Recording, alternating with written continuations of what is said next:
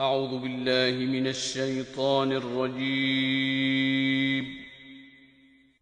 ولا تقف ما ليس لك به علم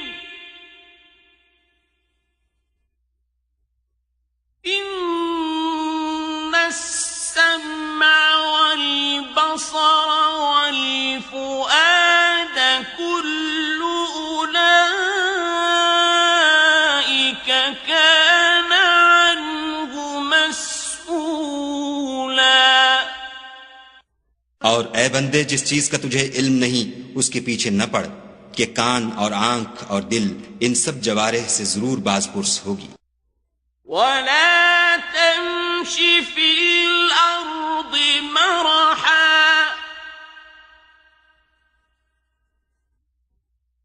إنك لن تخرق الأرض ولن تبلغ الجبال طولا.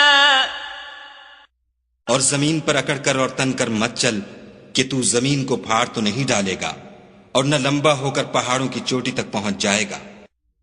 كل ذلك كان سيئه عند ربك مكروها. ان سب عادتوں کی برائی تیرے پروردگار کے نزدیک بہت ناپسند ہے.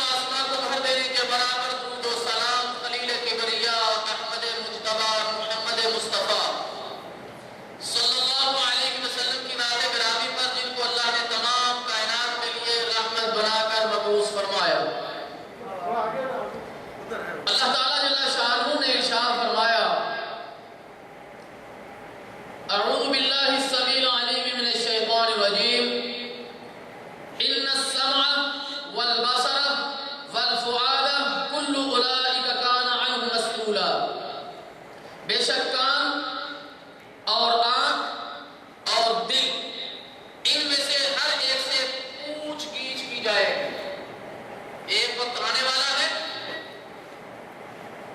کہ آنکھوں سے، کانوں سے، دل سے، ہر ایک جو جسم کے جوارے ہیں ان سے پوچھ گچھ کی جائے گی۔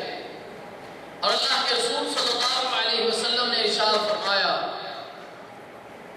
الا وان فی الجسد مضغۃ اذا صلحت صلح الجسد كله، جسم میں ایک گوشت کا ٹکڑا ہے، جسم میں ایک گوشت کا ٹکڑا ہے، اگر وہ صحیح ہو جائے تو پورے کا پورا جسم صحیح ہو جاتا ہے۔ وَإِذَا فَسَدَتْ فَسَدَ الْجَسَدُ كُلُّهُ، اور اگر وہ بگڑ جائے تو پورے کا پورا جسم ہی بگڑ جاتا ہے۔ أَلَا وَهِيَ الْقَلْبُ، اور یہ ذہن میں رکھ لو توجہ سے کہ وہ کیا ہے؟ دل۔ آج بروز جمعۃ المبارک 16 جمادی الثانی اور 1434 ہجری مبارکہ بمطابق 26 اپریل 2013، اور ہمارے اس مرکز مسلم جدید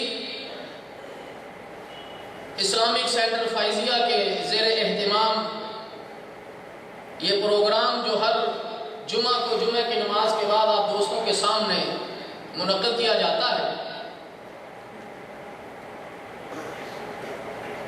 آج کا جو ہمارا یہ پروگرام ہے اس میں ہم نے جس شخصیت کو دعوت دی ہے ان کا تعلق اسلامک سینٹر مدنت سے ہے، اور آپ وہاں مترجم اور استاذ کے فرائض سر انجام دے رہے ہیں۔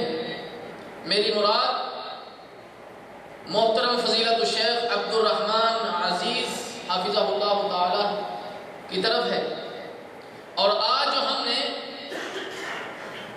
ان کے لیے موضوع منتخب کیا ہے وہ ہے بد نظری اور اس کا علاج۔